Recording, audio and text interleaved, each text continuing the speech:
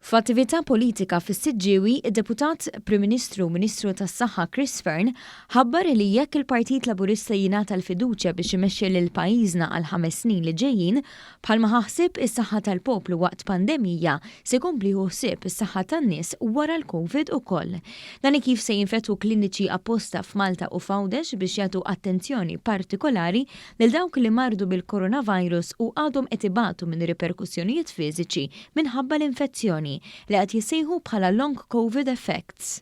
Jekk il-poplu jtina l-fiduċja fis-26 ta' dan ix-xahar, ħanamlu klinika għal dawk il-pazjenti li huma bil-long COVID biex bekk inkunu nistgħu nagħtu servizz lil mijiet ta' pazjenti li għaddew minn din kundizzjoni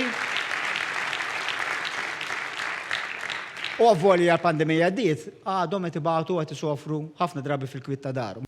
Chris Fearn ħabbar ukoll diversi mediċini ġodda li se jiġu introdotti fuq il-formularju tal-Gvern fosthom għall-HIV. Jekk il-poplu jtina l-fiduċja, mis-sena li ġejja ħankunu qegħdin indaħlu l-mediċini tal-PrEP u l-PEP illi huma essenzjali biex ikonaw biex innaqsu u biex nipprevenu l-HIV fil-popolazzjoni Maltija. Il-Ministru tas-Saħħa ħabbar proposta oħra tal-Partit Laburista dik li fl-ewwel mid-ġurnata ta' Gvern Laburista ġdid se joħorġu il-liċenzji għall-ewwel krematorju f'pajjiżna.